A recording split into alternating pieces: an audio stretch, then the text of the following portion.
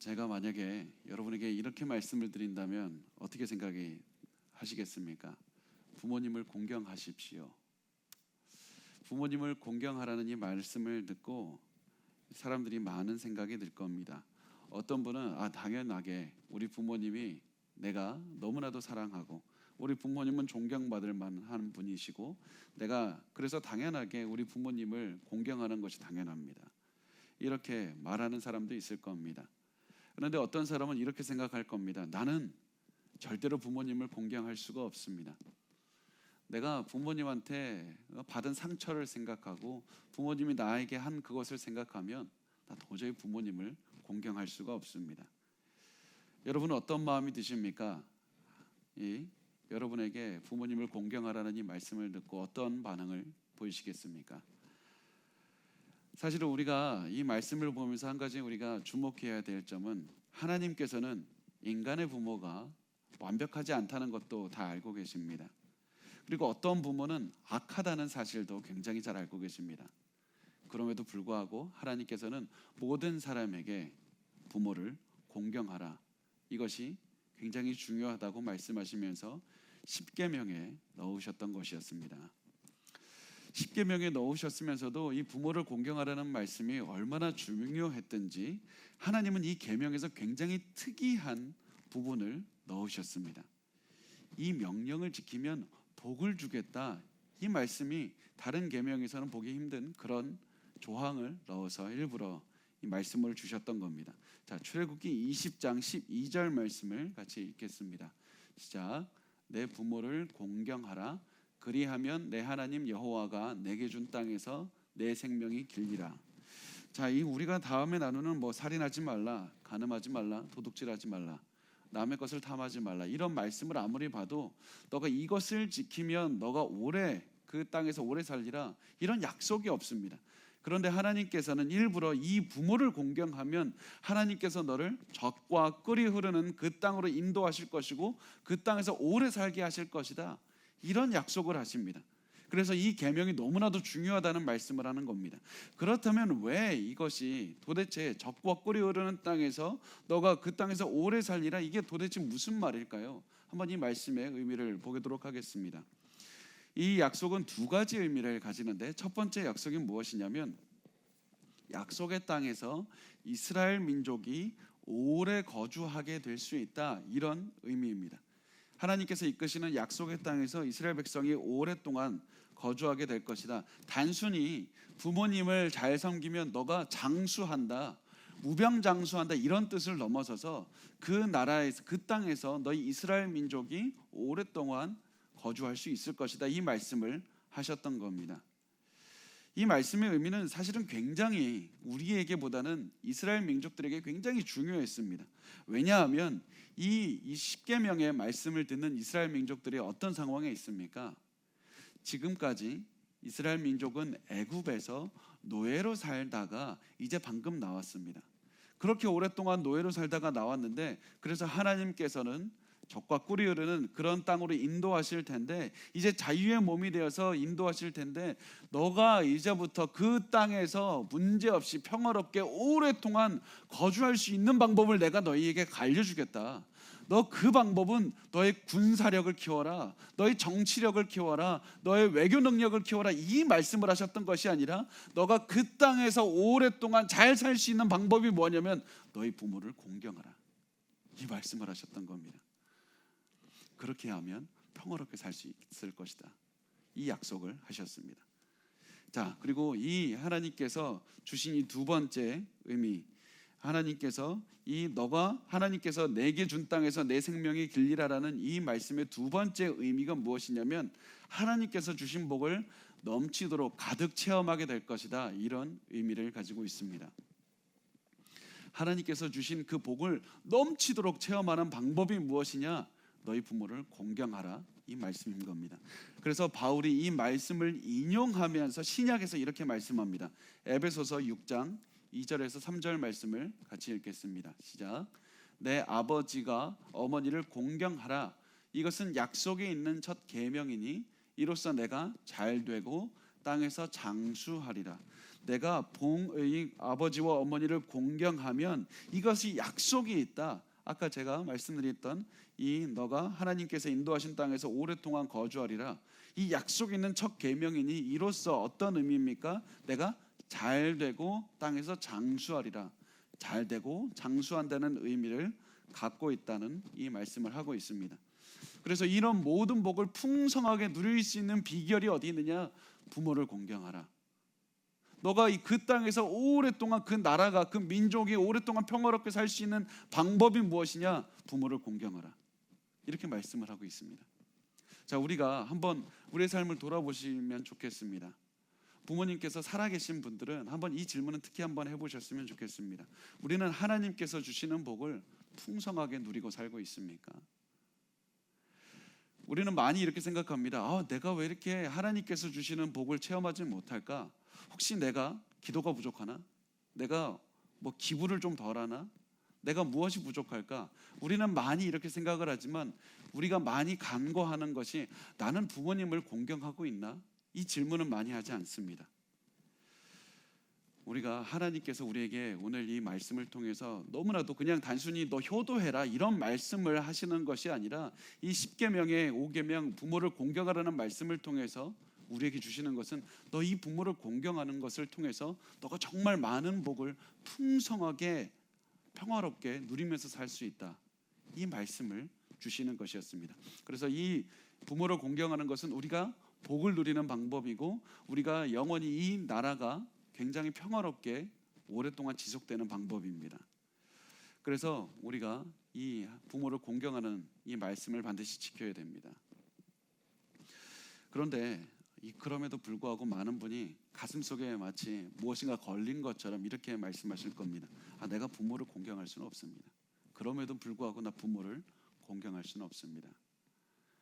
내가 부모에게 받은 상처가 많고 부모에게 받은 너무나도 그런 가슴에 억눌린 게 많아서 도저히 부모를 사랑하고 공경할 수 없다고 이야기를 하는 분들이 있습니다.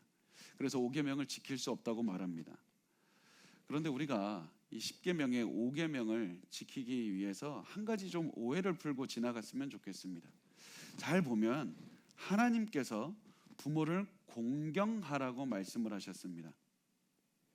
하나님은 자녀들에게 부모를 사랑하라고 말씀하지는 않았습니다. 하나님께서 부모를 존경하라고 말씀하지도 않았습니다. 개역개정 이 한글 성경을 보면 일부러 이 번역한 사람이 존경이나 이런 여러 가지 단어를 일부러 굳이 피해서 우리가 잘 쓰지 않는 공경이라고 이 단어를 번역한 것을 여러분 볼 수 있을 겁니다. 왜 이렇게 굳이 하나님께서는 존경하라 이런 말씀을 하지 않고 공경하라 이런 말씀을 쓰셨을까요? 한번 우리가 생각을 해봤으면 좋겠습니다. 분명히 하나님께서는 부모를 사랑하는 것이 너무나도 중요하고 존경하는 것도 굉장히 당연하게 중요하지만 10계명에서 일부러 너 부모를 사랑하지 않으면 10계명을 어기는 것이다라고 말씀하는 것이 아니라 부모를 공경하지 않으면 10계명을 어기는 것이라고 말씀을 하셨습니다. 자, 공경이라는 말이 무엇인지 한번 이해를 해보겠습니다. 공경하라는 히브리 단어가 무엇이냐면 카바드라는 단어인데 이 카보드라는 이 하나님의 영광을 상징하는 단어를 쓰고 있습니다. 카바드가 단어가 이 의미하는 것이 무엇이냐면 가장 기본적인 의미가 이겁니다. 무겁다라는 의미를 갖고 있습니다. 너희 부모를 무거운 사람 취급해라 이렇게 말씀을 하고 있는 겁니다. 너희 부모를 공경하라는 말은 너희 부모를 무거운 사람 취급을 하라는 겁니다. 무겁다라는 말은 성경에서 제가 방금 말씀드렸듯이 하나님의 영광을 상징할 때 쓰는 말이기도 합니다. 우리가 하나님의 영광이라고 말할 때는 하나님 굉장히 무거우신 분이다. 하나님 굉장히 무거우신 분이라고 말을 하고 있는 겁니다. 자, 그렇다면 하나님을 무거운 분이라고 대한다. 왜 무겁다라는 표현을 쓰고 있을까요? 자, 보면 그 당시에 상황으로 보면 이 굉장히 무거울 수 있는 사람은 누구였냐면 돈이 많아서 그래서 능력이 있고 권세가 있고 그런 사람만 돈을 많이 있어서 많이 먹고 무거워질 수가 있었던 겁니다. 그래서 그 당시 무거운 사람은 중요한 사람을 뜻했습니다. 무거운 사람은 중요한 사람을 뜻했습니다.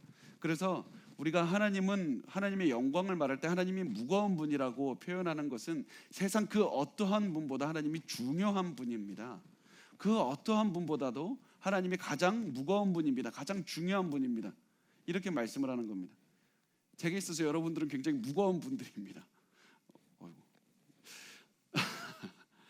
지금 하나님께서 이 5계명을 통해서 말씀하고 있는 것은 너희 부모가 때로는 부족할 수도 있고 너희 부모가 때로는 참 모자란 사람일 수도 있다.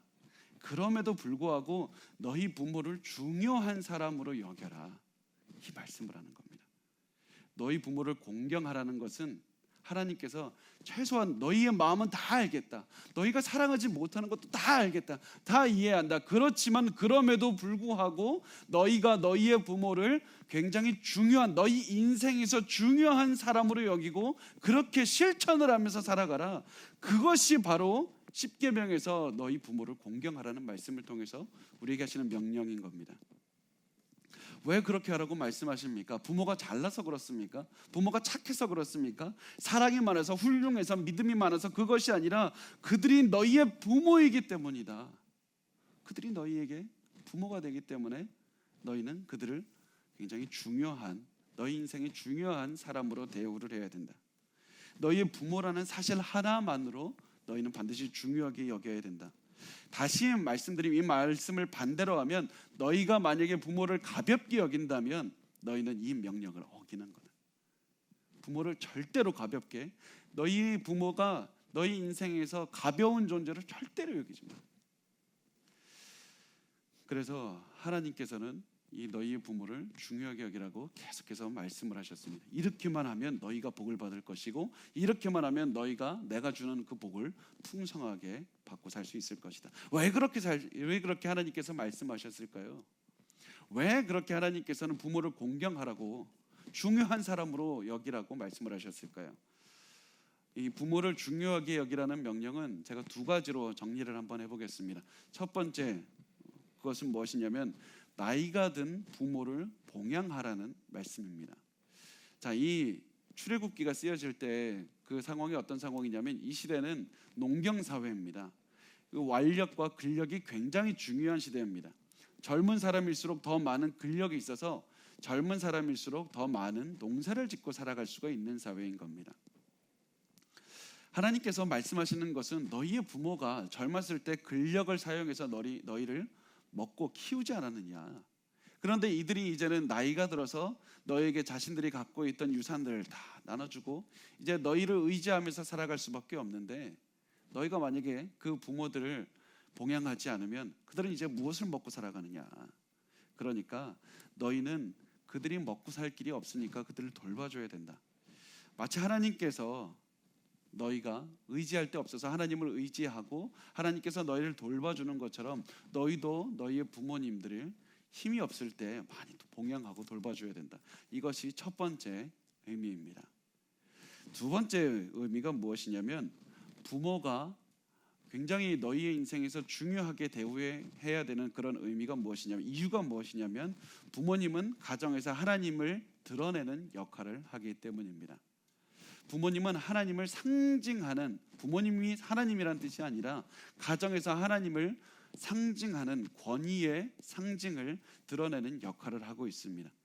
자, 우리가 보면 흔히 10계명의 1부터 4계명까지는 하나님에 관한 계명이고 5계명부터 10계명까지는 인간과 인간에 관한 계명이라고 우리가 흔히 알고 있습니다.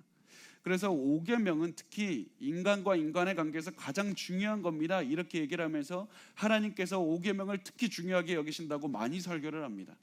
자, 그런데 우리가 한번 그것을 알고는 지나갔지만 왜 그런지 한번 생각을 해봤으면 좋겠습니다. 인간과 인간의 관계에서 굉장히 가장 기본이라고 말하면서 부모 자식 간의 관계를 하나님께서 말씀하셨다 이렇게 말을 하는데, 그렇다면 왜 부부 간의 관계를 이 십계명에서 말씀하지 않습니까? 어떻게 보면 하나님께서 가장 먼저 창세기에 부부를 만드셨는데, 그래서 십계명에서 인간관계의 기본은 부부다, 부부가 잘 관계를 맺은 것이 십계명을 지키는 것이다, 이렇게 하실 수도 있었는데 하나님은 부부 간의 관계는 냅두고 오히려 아버지와 어머니와 자식의 관계를 먼저 말씀을 하셨습니다. 왜 그렇게 하셨을까요? 그 이유가 무엇이냐면 부모 자식의 관계를 통해서 하나님과 인간의 관계를 보여주고 싶으셨기 때문입니다.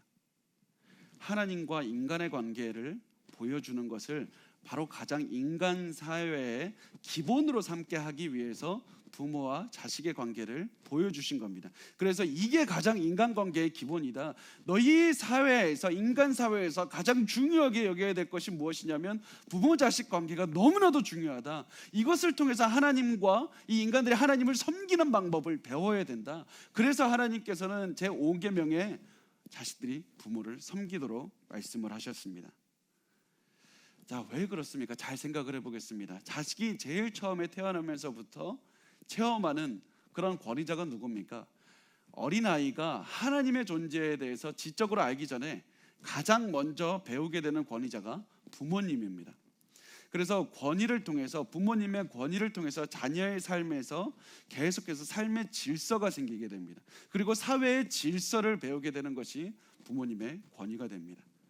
다시 말하면 부모의 권위가 없으면 이 가정의 질서도 무너지고, 그리고 가정에서 질서를 배우지 못하면 사회에서도 질서를 배우지 못하기 때문에 하나님께서는 반드시, 그리고 이 사회에서 질서를 배우지 못하고 그렇게 사는 사람은 하나님에 대한 질서도 배우지 못하기 때문에 가장 중요한 부모에게서 질서를 좀 배우라고 하나님께서는 가장 먼저 제10계명의 5계명에 말씀을 하셨던 겁니다. 계속해서 말씀드리는 것은 아이는 단순히 부모의 권위를 통해서 다른 사회의 여러 권위들을 존중하는 것을 배울 수 있고, 그것을 아이가 사회의 권위들을 존중하면서 그것을 지켜가면서 사회의 질서를 세워갈 때 그 사회 전체가 굉장히 안정적이게 되고, 또 그것을 통해서 이 아이가 권위자들을 공경하는 것을 배우게 될 때 그 아이는 사회에서 질서도 지키며 살아가게 된다. 그리고 그 질서를 통해서 가장 최고의 질서이신, 가장 최고의 권위자이신 하나님을 높이면서 하나님과의 관계를 맺으면서 사는 것을 배우게 된다는 겁니다. 그래서 하나님께서는 부모라는 권위자를 세우시면서 그냥 너 가족끼리 화목하게 지내라, 이 말씀을 하셨던 것이 아니라 이것을 통해서 부모, 너는 반드시 이 아이가 사회에서 질서를 지키는 아이로 만들어야 되고, 이 아이가 단순히 사회에서만 좋은 시민으로 삼을 것이 아니라 하나님과의 관계를 잘 맺는 것을 통해서 보여줘야 된다. 이것을 반드시 이끌어야 된다. 이것을 말씀을 하셨던 겁니다. 그래서 하나님께서는 너 5계명을 잘 지키면 사회가 안정적이 되고 영적으로 안정적이 되어서 그 땅에서 오랫동안 잘 살 수 있을 것이다. 하나님과 관계를 잘 맺고 살기 때문에 너는 그 하나님께서 주시는 복을 풍성하게 체험하면서 살 수 있을 것이다. 그래서 자녀들은 자기 자신을 위해서라도 부모님을 잘 공경하라고 말씀을 했던 겁니다. 제가 잠깐 이 말씀을 드릴 때 설명을 잠깐 지나쳤지만 이 학자들이 많이 얘기합니다. 이 5계명을 통해서 우리가 단순히 하나님께서는 부모와 자식 간의 관계만을 말씀하셨던 것이 아니라 부모와 자식 간의 관계를 통해서 사회의 여러 권위자들을, 이 질서를 세우는 것도 하나님께서 의도하셨다. 그래서 보면 이 5계명을 통해서 조금 더 한 걸음씩 나아가면 정부에 대한 질서, 회사의 상사에 대한 질서, 교회에서는 영적인 목회자에 대한 질서, 여러 가지 가는 곳마다 다 질서를 세우게 하셨던 것이 바로 이 질서의 기본이라고 세우셨던 것이 바로 제5계명, 부모님에 대한 권위의 그 계명이라고 할 수가 있겠습니다. 그래서 부모님의 권위는 영적이나 사회적으로 굉장히 중요했습니다. 여러분, 제가 이 말씀을 준비하면서 여러분에게 반드시 드리고 싶었던 것이 무엇이냐면, 반드시 여러분 기억하셨으면 좋겠습니다. 이 마귀가 인간 질서에서, 영적인 질서, 사회적인 질서에서 가장 중요한 것이 부모와 자식의 질서라는 것을 마귀도 너무나도 잘 알고 있습니다. 그래서 마귀가 가장 먼저 인간 사회에서 가장 먼저 깨는 게 뭔지 아십니까? 부모와 자식의 질서를 깨버리는 것을 가장 먼저 합니다. 여러분 보시면 제가 몇 가지 예만 들면 이 결국에서는 부모의 질서를 권위를 깨뜨려서 자식과 똑같은 권위를 갖게 한 다음에 그렇다면 모두가 다 동등하게 되느냐? 아닙니다. 마귀가 자기의 권위를 가장 높이는 그런 짓을 하게 되는 것이 마귀의 일입니다. 자, 제가 예를 하나 들어보면 몇 년 전에 여러분 기억하십니까? 그 한 교회에서 타작마당이라고 하면서 어머니와 딸이 서로 그 사람들 그 교주가 보는 앞에서 따귀를 때리게 하는 그런 혹시 그거를 영상을 보신 적이 있었을 텐데 굉장히 충격적이었을 겁니다.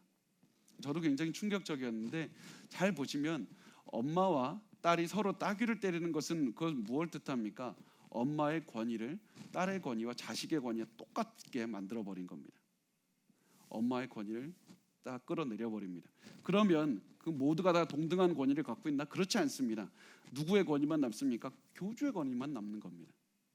공산주의에서도 가장 먼저 하는 것이 무엇이냐면 자식들이 부모를 고발하게 만듭니다. 부모의 권위를 끌어내려서 그럼 다 동등한 권위를 갖느냐? 그 공산주의 그 정부만 가장 높은 권위를 갖게 됩니다. 마귀는 항상 부모의 권위를 끌어내려서 사회 전체를 몰락시키고 한 개인의 인생의 질서를 다 흐트러 놓게 만드는 겁니다. 젊은이들의 입장에서 청소년들의 입장에서 부모의 권위가 내려가고 자기를 높여주면 좋은 것 같습니다. 내가 높아진 것 같습니다. 내가 위대해진 것 같고 내가 부모와 같이 높아진 것 같습니다. 그런데 그게 바로 마귀의 계략이라는 사실입니다. 그래서 여러분 너무나도 놀라운 사실은 이스라엘이 나중에 그 에스겔서에 보면 이스라엘이 무너진 이유에 대해서 하나님 뭐라고 말씀하시냐면 우리 같이 한번 읽어보겠습니다. 에스겔서 22장 7절 말씀을 같이 읽겠습니다. 시작. 그들이 내 가운데에서 부모를 업신여겼으며 내 가운데에서 나그네를 학대하였으며 내 가운데에서 고아와 과부를 해하였노라. 자, 15절 말씀을 같이 읽겠습니다. 시작. 내가 너를 문나라 가운데에서 흩으며 각 나라에 해치고 너의 더러운 것을 내 가운데에서 멸하리라.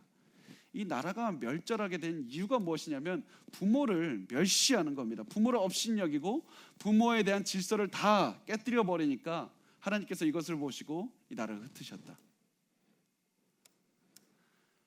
그래서 결국에서는 이 나라가 이 민족이 망하게 되고 또 결국에서는 말세가 오게 되는데 말세가 오는 그 징조에 대해서 어떻게 말씀하냐면 마귀가 하는 일이 부모의 권위를 땅에 끌어내리는 것이라고 말씀합니다.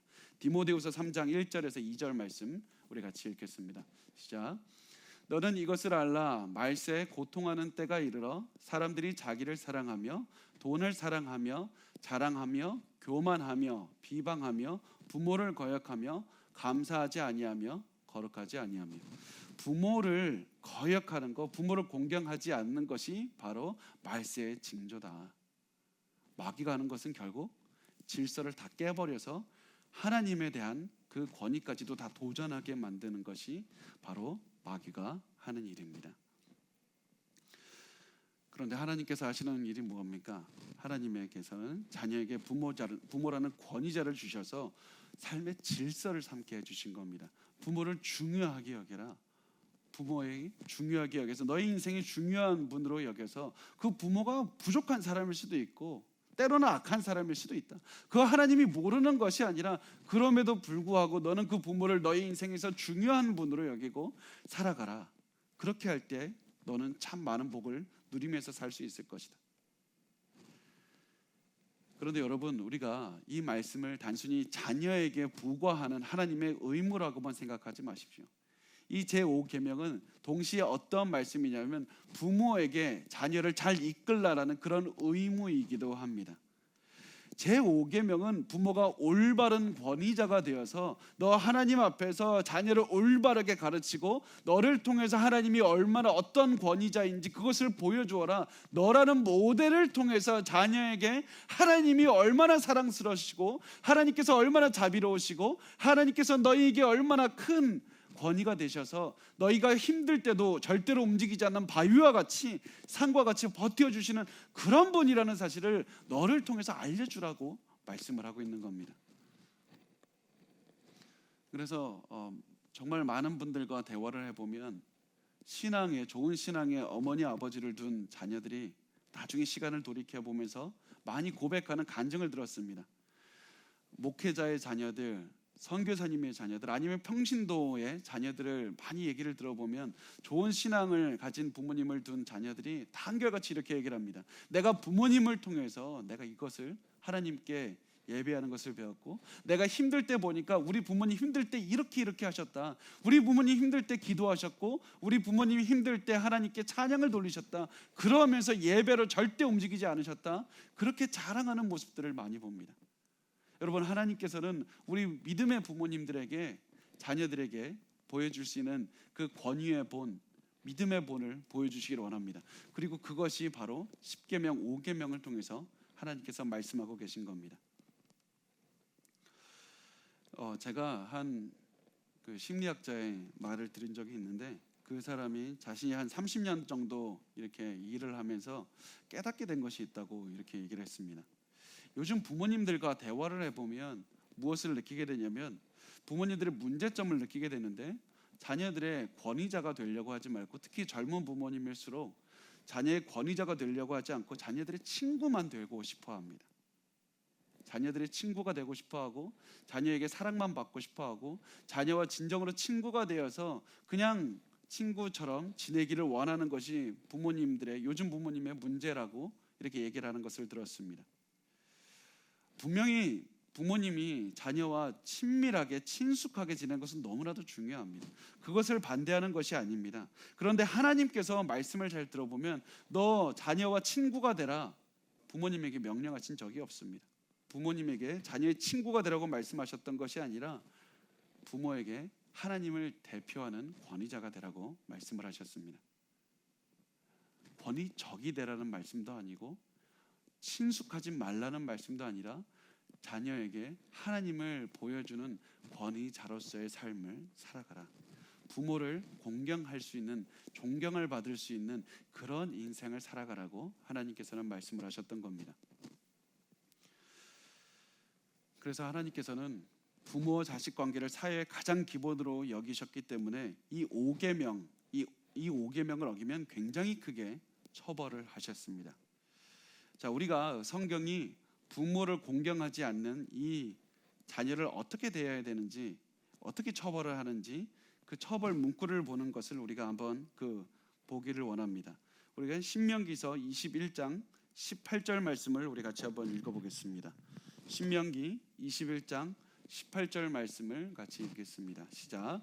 사람에게 완악하고 패역한 아들이 있어 그의 아버지의 말이나 그 어머니의 말을 순종하지 아니하고 부모가 징계하여도 순종하지 아니하거늘.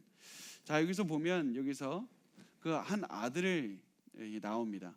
이게 실제로 있었다는 얘기가 아니라 하나의 가정적인 상황을 들어서 법을 설명하고 있는 겁니다. 이 가정에서 이 아들에 대해서 어떻게 설명을 하냐면, 아들을 묘사하는 단어 두 가지가 있는데 완악하다, 패역하다, 이 두 가지 단어를 쓰고 있습니다. 완악하다는 것은 쉽게 말하면 고집이 세다, 고집 되게 센 거고, 패역하다는 것은 반항한다는 뜻입니다. 이 두 가지 말이 그냥 완악하고 패역하다 이렇게 설명하면 좀 말이 의미가 이해가 가지 않고요. 이 두 개는 하나의 그 단어로서 설명을 해야 되는데, 완악하고 패역하다, 완악하고 고집이 세다, 이것은 굉장히 단순히 고집을 부리는 수준을 넘어서서 굉장히 부모에게 계속해서 시간이 지날수록 오랫동안 부모에게 일방적으로 굉장히 심하게 반항을 하는 모습을 보여주고 있는 겁니다. 굉장히 심하게 부모에게 강하게 대항하는 것이 일상생활이 된 모습을 보여주고 있습니다. 이런 아들이 있다면 부모는 이 아들을 돌리기 위해서 징계를 해야 된다. 그래서 부모가 징계하여도 순종하지 아니하거든. 여기서의 징계는 굉장히 강한 말로 이렇게 말을 하는 것부터 시작해서 굉장히 이게 몽둥이질을 하는 거, 그렇게 너무 때리는 거 말고요. 굉장히 매를 드는 것까지도 말씀을 하고 있습니다. 그런데 이렇게 부모가 자식이 돌아오도록 강하게 처벌을 해도 자식이 돌아오지 않는다. 그러면 야, 부모는 너 할 일 다 한 거다. 하나님 말씀합니다. 만약에 이런 상황이면 부모는 야, 아들이 돌아올 가능성이 도저히 없다, 이렇게 판단하고 다음의 행동을 하라고 말씀합니다. 신명기서 21장 19절 말씀을 우리 같이 읽어보겠습니다. 시작. 그의 부모가 그를 끌고 성문에 이르러 그 성읍 장로들에게 나아가서, 자 보면 성문이 있는 곳에 갔다는 것은 보통 재판을 성문에서 했습니다. 굉장히 중요한 리더들이 있는 곳, 재판장이 있는 곳, 판사들이 있는 곳, 그래서 장로들이 이 장소에서 판사의 역할을 했던 겁니다. 그래서 아들이 너무 심하게 부모를 기망하고 반항을 하니까 아무리 자녀를 때려도 그게 안 되니까 그 부모님은 자녀를 끌고 재판장이 있는 성문으로 가게 됩니다. 자, 여기서 보면 그를 끌고 간다고 합니다. 강제로 끌고 간다는 의미입니다. 반항이 심한 아이들을 강제로 끄는 것을 통해서 우리가 뭘 알 수 있습니까? 아들이 그렇게 나이가 많지 않다, 어린 아들이다, 부모가 제압할 수 있을 정도의 아들이라는 사실을 알 수 있습니다. 그래서 어린 아들을 끌고 재판장에게 나아갑니다. 자, 그 다음에 어떻게 일어나는지 20절 말씀을 우리 같이 읽겠습니다. 시작. 그 성읍 장로들에게 말하기를 우리의 이 자식은 완악하고 패역하여 우리 말을 듣지 아니하고 방탕하며 술에 잠긴 자라 하면, 자 이제 자녀가 어떠한 죄를 지었는지 지금 이제 형법 케이스가 된 겁니다. 지금 형법인 상황이 된 겁니다. 그래서 부모님이 검사가 돼서 이 사람이 이 죄를 저질렀는데 우리 자식이 어떤 죄를 저질렀냐면 불순종을 했습니다. 어떻게 불순종을 했냐? 우선 아들의 범죄가 부모의 말을 듣지 않았습니다. 그 결과 하나님의 언약의 공동체의 일원으로서 살아갈 자격이 없는 사람입니다. 이 어떠한 행동을 했냐면 구체적으로 방탕하고 술을 많이 마셨습니다. 방탕하고 술에 잠겼습니다. 이 말씀을 합니다. 방탕하다는 말이 여기서는 어떤 의미냐면 음식을 많이 먹는다, 밥 많이 먹는다 이런 의미입니다.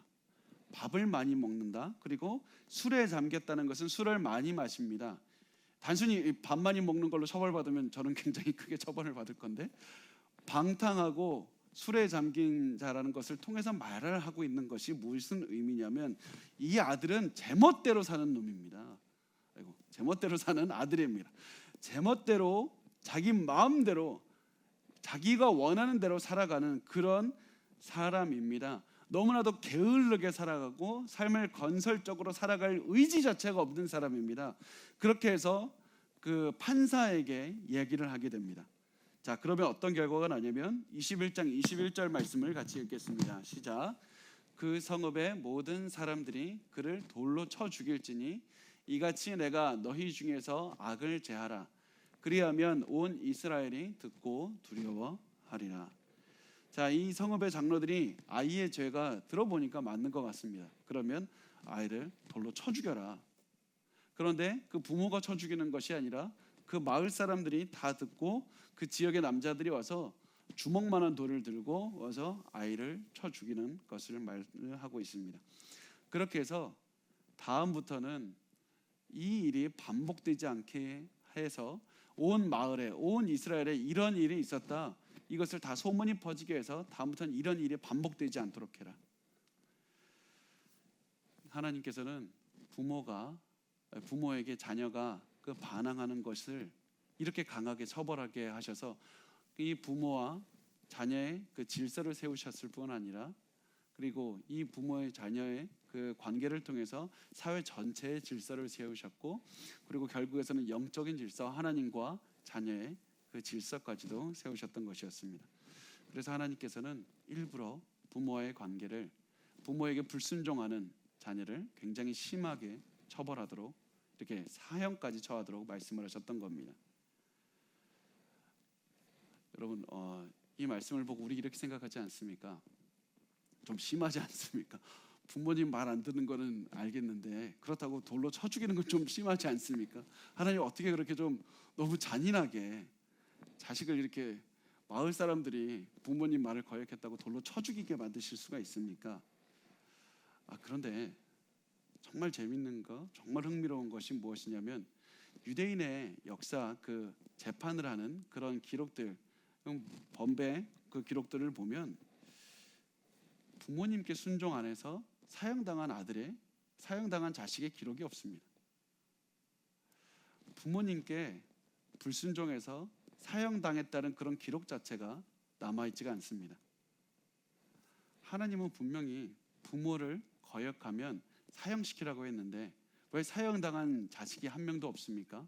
그 이유는 두 가지입니다. 첫 번째, 이스라엘은 명예가 중시되는 사회였습니다. 그래서 이 부모가 우리 집에 부모 말도 안 듣는 그런 방탕한 아들이 있습니다. 이것을 공론화시켜서 사람들 앞에 데리고 가는 것 자체가 굉장히 수치스러운 것이었습니다. 자기 얼굴에 먹칠을 한다고 생각을 했습니다. 그래서 부모님은 끝까지 무엇을 했어야 됐냐면 이것을 공론화시키지 않고 어떻게 해서든지 자식을 변화시키기 위해서 노력했던 그런 삶을 살았던 겁니다. 두 번째, 이것을 통해서 하나님께서 이 신명기 말씀을 통해서 알려주시는 것이 무엇이냐면 사실은 우리는 알지 못하지만 그 사람들에게 있어서는 굉장히 큰 법이었습니다. 왜냐하면 그 당시 사람들에게 있어서 오히려 자식들이 이 법 듣고 좋아했을 겁니다.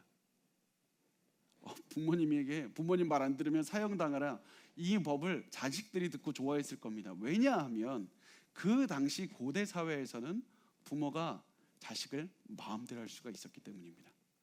어떤 일정한 재판도 없이 원하면 때리기도 하고 또 자기가 보기에 맞는 것 같으면 죽이기까지 했습니다.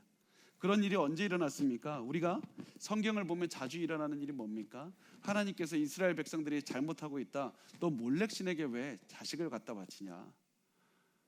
부모는 원하면 자기 자식을 신에게다가 산채로 갖다 바치는 그런 일까지도 할 수 있는 엄청난 권한이 있었던 것이 바로 그 고대 사회의 부모의 권한이었습니다. 그래서 그 하나님께서 오히려 이 자식들에게 만약에 부모라 하더라도 자식이 잘못했다고 했을 때 너 마음대로 너 이렇게 죽이지 마라. 너 자식을 죽일 수 있는 권한은 부모에게라도 없다.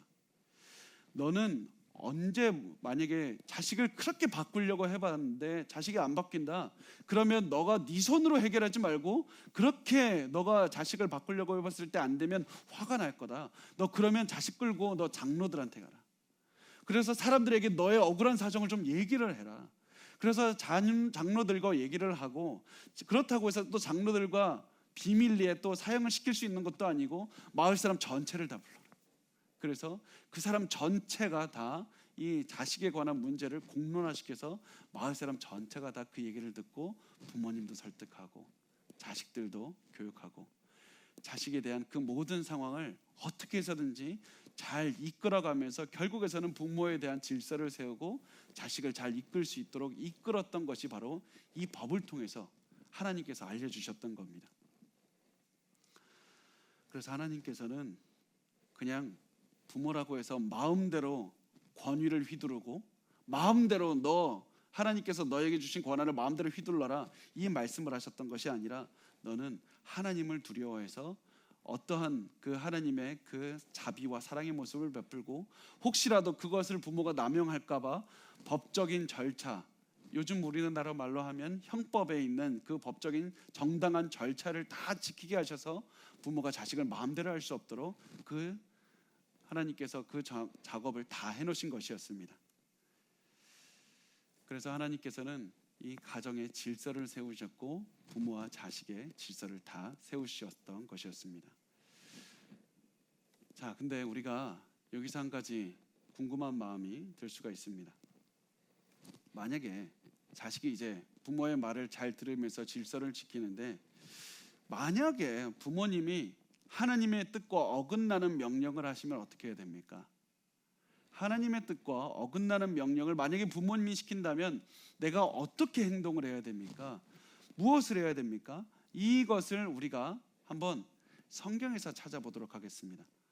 이 잘못된 부모님의 권한의 남용을 어떻게 대항했는지 그것이 잘 나오는, 그것을 잘 대응했던 사람들이 오늘 두 명 우리가 볼 텐데 다윗과 요나단이었습니다.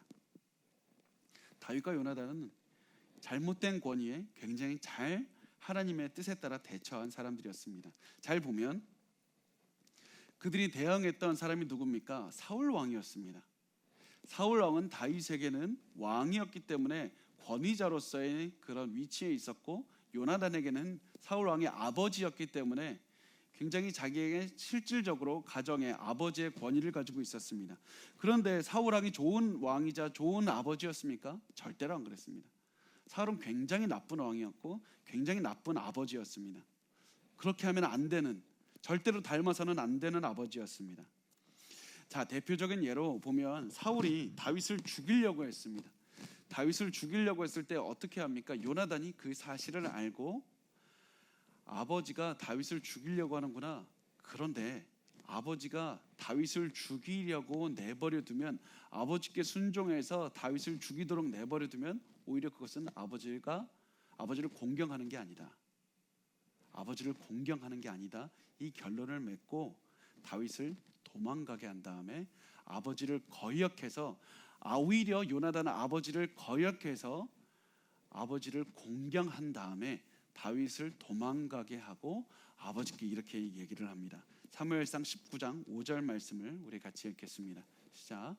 그가 자기 생명을 아끼지 아니하고 블레셋 사람을 죽였고 여호와께서는 온 이스라엘을 위하여 큰 구원을 이루셨으므로 왕이 이를 보고 기뻐하셨거늘 어찌 까닭 없이 다윗을 죽여 무죄한 피를 흘려 범죄하려 하시나이까.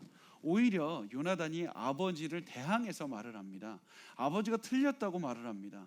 굉장히 강하게 말을 합니다. 그런데 요나단이 이것을 통해서 하나님께서 말씀하신 제10계명 5계명을 어긴 것이 아니었습니다.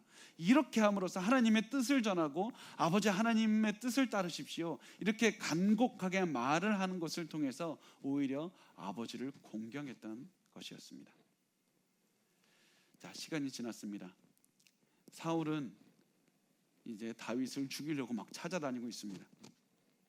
사울 왕이 다윗을 죽이려고 찾아다닐 때 이 다윗이 너는 하나님의 권위에 복종하기 위해서 다윗 너는 사울에게 찾아가서 너 죽어라 이렇게 말씀하신 적이 없습니다.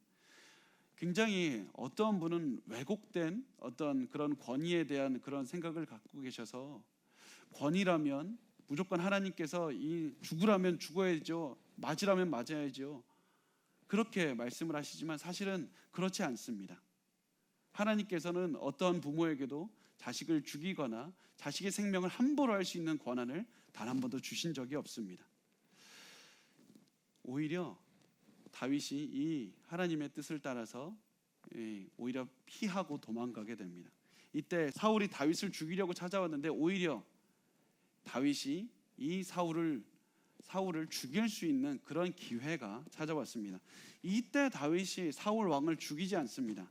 자, 다윗이 왜 사울을 죽이지 않았는지 그 이유가 사무엘상 24장 6절에 나옵니다. 우리 같이 읽겠습니다. 자기 사람들에게 이르되 내가 손을 들어 여호와의 기름 부음을 받은 내 주를 치는 것은 여호와께서 금하시는 것이니 그는 여호와의 기름 부음을 받은 자가 됨이니라 하고. 자, 보면 다윗은 사울이 괜찮은 사람이니까, 많은 업적을 이뤘으니까, 능력이 많으니까, 잘생겼으니까 그를 죽이지 않겠다 이렇게 말하는 것이 아니라, 다윗이 말하는 것은 사울은 왕이고 그 왕권은 하나님께서 주셨으니까 내가 그 권위를 보고 사울을 치지 않겠다 이렇게 말을 합니다. 이것이 다윗이 제5계명을 지킨 방법이었습니다. 자, 우리가 조금 더 보겠습니다. 요나단이 보면 다시 요나단에게로 넘어와서 요나단은 그 사울이 계속해서 아버지가 잘못 가는 것을 보면서도 아버지를 공경하는 것을 보게 됩니다. 자, 보면 요나단이 사울을 공경하는 것을 어떻게 공경했냐? 사울이 잘못 가는 것을 계속해서 막았습니다. 사울 왕이 다윗을 죽이려고 했을 때 요나단이 다윗을 지켜줬습니다. 그 모습을 보고 사울이 이렇게 말을 합니다. 우리 사무엘상 20장 30절 말씀을 같이 읽겠습니다. 시작. 사울이 요나단에게 화를 내며 그에게 이르되 폐역무도한 계집의 소생아, 내가 이새의 아들을 택한 것이 내 수치와 내 어미의 벌거벗은 수치됨을 내가 어찌 알지 못하랴. 지금 사울이 굉장히 심한 말을, 요나단의 어머니에 대해서 굉장히 수치스러운, 굉장히 상스러운 말을 한 겁니다. 도저히 입에 담을 수 없는 말을 한 겁니다. 이 말을 듣고 요나단은 굉장히 화가 났을 겁니다. 분명히 화가 났을 겁니다. 자, 여기서 우리가 알 수 있는 게 뭐냐면, 요나단은 화를 냈다는 것을, 화가 나는 것이 당연한 것이라는 사실을 우리가, 그것을 보고 알 수 있는 것은, 부모님을 공경하라는 말은 부모님에게 항상 좋은 마음만 가지십시오. 부모님에게 어떤 부모님이 아무리 큰 잘못을 해도 그냥 아무런 감정도 느끼지 못하고 항상 기분 좋은 감정만 느껴야 된다, 이런 말씀을 하는 게 아닙니다. 때로는 부모님이 잘못했을 때 화가 날 수도 있습니다. 하나님을 어겨서 잘못된 일을 행할 때 거기에 대해서 우리가 마음의 답답함을 느낄 수도 있습니다. 그렇지만 거기서 그친다면 우리가 10계명의 5계명을 어기게 되는 것이지만, 요나단은 어떻게 했습니까? 요나단은 계속해서 아버지의 곁에서 머물면서 아버지가 잘 가도록 계속해서 이끕니다. 요나단은 아버지를 떠나지는 않았습니다. 계속해서 아버지 옆에서 하나님의 그 뜻을 전하려고 굉장히 노력을 했습니다. 그러면서 마지막 요나단의 마지막 모습을 보면 이런 장면이 나옵니다. 사무엘상 31장 1절과 2절 말씀을 우리 같이 읽겠습니다. 시작.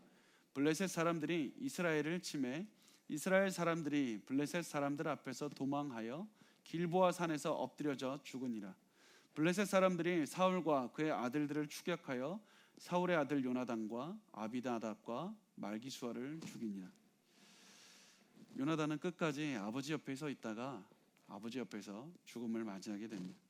아버지를 끝까지 공경하는 삶을 살면서 결국에서는 이렇게 살다가 죽음을 맞이하는 모습을 보이게 됩니다. 여러분, 하나님께서는 부모의 말을 다 들어야 된다, 부모가 어떤 말을 하든지 다 순종해야 된다, 이렇게 말씀하신 적이 없습니다. 그렇지만 부모님을 공경하는 것이 제5계명인데 그것을 어떻게 지키느냐? 부모님이 하나님을 잘 섬길 수 있도록 잘 이끌어주는 것. 혹시라도 잘못 살고 있을 때 부모님께 하나님의 말씀을 전하면서 그 말씀을 잘 인도하는 것, 그렇게 하면서 하나님의 말씀에 순종해라, 너의 진정한 권위는 단순히 부모를 순종해라, 이 말씀을 하는 것이 아니라 이 부모를 통해서 더 큰 권위자이신 하나님을 바라보는 것이 가장 중요한 이 계명의 정신이었기 때문에 하나님께서는 부모님에게 계속해서 무조건 그 말을 100% 따르라는 것이 아니라 하나님께로 인도해라, 이것이 바로 제5계명을 잘 지키는 것이라는 사실을 우리가 알 수 있게 됩니다. 자, 우리가 이제 마지막으로 이 5계명을 어떻게 실천하면서 살 수 있을지를 몇 가지를 보겠습니다. 자, 첫 번째는 우리가 5계명을 잘 지킬 수 있는, 부모를 공경하라 이 말씀을 잘 지킬 수 있는 방법, 실천 방법 첫 번째는 부모님의 말씀을 잘 들어주셨으면 좋겠습니다. 특히 연세가 드신 부모님일수록 많이 그런 것 같습니다. 주의 깊게 그 말씀을 들어주는 것만으로도 부모님의 마음은 굉장히 평안함을 체험하게 됩니다. 한 목사님께서 성도들과 함께 교회 수련회를 갔다가 한 75세 권사님께서 그 목사님의 손을 잡으면서 울면서 이렇게 말씀을 하셨다는 사실을 들은 적이 있습니다. 이렇게 말씀하셨다고 합니다. 내가 이번 수련회에서 정말로 큰 기쁨과 사랑을 체험했습니다. 누군가 나를 안아주고 사랑해준다고 말한 것이 2년 전에 우리 남편이 죽은 그 다음에 처음, 지금 오늘 수련회에서 내가 처음 겪었습니다. 너무 감사하다고 그러면서 울면서 그렇게 권사님께서 말씀을 하셨고, 그 목사님께서 그 얘기를 듣고 굉장히 눈시울이 붉어졌다고 그렇게 말씀을 하셨습니다. 우리가 부모님을 공경하는 것, 그것을 위해 할 수 있는 것은 때로는 그렇게 큰 것이 아니라 그분들의 말씀에 귀를 기울여주고 그분들의 손을 잡아주고 그분들이 하시는 말씀이 때로는 내가 참 받아들이기는 그대로 내 삶에 적용하기는 어렵다 손 치더라도 그 말씀을 잘 귀담아서 드리는 것, 이렇게 주의 깊게 들어주고 관심을 가지는 것이 우리가 부모님을 공경할 수 있는 첫 번째 방법이 되겠습니다. 두 번째 방법은 우리가 부모님에 대해서 될 수 있으면 나쁜 말을 하지 않았으면 좋겠습니다. 특히 이 말씀은 혹시라도 청소년들이 듣는다면 반드시 여러분 실천을 해줬으면 좋겠습니다. 청소년들이 친구들하고 있을 때 각자 부모님에 대해서 안 좋게 얘기를 하면서 안 좋은 호칭을 쓰면서 험담을 할 때가 참 많습니다. 그렇게 하면 우리 청소년들이 특히 그렇게 얘기를 하면 서로 공감대가 되는 것 같고 참 좋은 것 같지만, 사실은 그 이야기를 듣는 사람은 그 말을 하는 사람의 가정 전체를 깔보게 되고 그 말을 하는 사람조차도 굉장히 업신여기게 됩니다. 그래서 우리가 부모님의 얘기할 때 될 수 있으면 안 좋은 얘기하지 말고 좋은 얘기로 그렇게 다른 사람들에게 말을 해주었으면 좋겠습니다. 세 번째는 부모님께서 신앙을 가지고 계시다면 영적인 조언을 구하는 것도 참 부모님에게 좋은 그런 굉장히 중요한 보람을 드리는 것이라고 우리가 볼 수 있겠습니다. 우리가 어렸을 때는 당연히 부모님들이 많이 관여를 해주시지만 20살이 지나고 30, 40, 50이 되고 계속해서 그러면서 인생의 중요한 결정을 내려야 될 때가 참 많이 옵니다. 그때 부모님께 특히 신앙의 부모님이라면 우리가 그분들께 영적인 질문을 하고 영적인 조언들을 많이 받아서 결정을 하는 것이 참 부모님을 공경하는 참 중요한 방법일 겁니다. 마지막으로 네 번째, 부모님을 육체적이거나 의학적이거나 정서적인 그런 도움을 드리면서 잘 돌봐드렸으면 좋겠습니다. 어떻게 보면 부모님을 사랑하십시오. 그것은 참 우리가 하기 힘들 겁니다. 그렇지만 부모님을 여러분의 인생에서 중요한 분으로 여기고 살아가시라는 그 말은 하나님께서 그 말씀을 하신 것을 보면서 참 저는 이런 생각이 들었습니다. 하나님께서 진짜로 우리가 도저히 못할 것을 당장에 주면서 하라고 말씀하신 것이 아니라 우리가 실천할 수 있는 것을 주면서 이것을 실천하면서 살아가기를 정말 원하셨구나. 이게 하나님 아버지의 뜻이라는 사실을 제가 체험했습니다. 여러분, 우리가 항상 그 부모님을 우리 인생에서 중요한 분으로 여기면서 살았으면 좋겠습니다. 왜냐하면 그것이 단순히 우리의 삶의 모습일 뿐만 아니라 예수 그리스도의 모습이기 때문이기도 합니다. 잘 보면 마지막으로 보면 예수님께서는 이 세상에서 부모님이 있으셨습니다. 그런데 너무나도 아이러니한 것은 예수님이 그 부모님을 창조한 창조주이십니다. 너무 재밌는 모습이죠.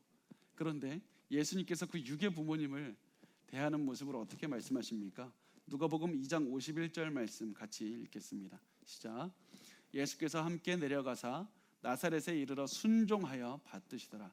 그 어머니는 이 모든 말을 마음에 두니라. 예수님도 순종하셨습니다. 우리가 부모님을 공경하는 마음으로 우리가 대했으면 좋겠습니다. 특히 이제 우리가 명절을 맞게 되는데 참 하나님께서 어떻게 이렇게 명절에 이런 계명을 나누게 하셨는지 참 많은 생각이 들었습니다.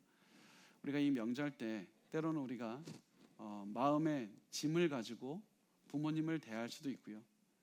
때로는 어떤 분은 부모님 보고 싶지 않은데 이런 마음이 그런 마음이 드시는 분도 있을 수 있습니다. 그런데 우리 이 명절 때는 제5계명을 실천하는 삶을 살았으면 좋겠습니다.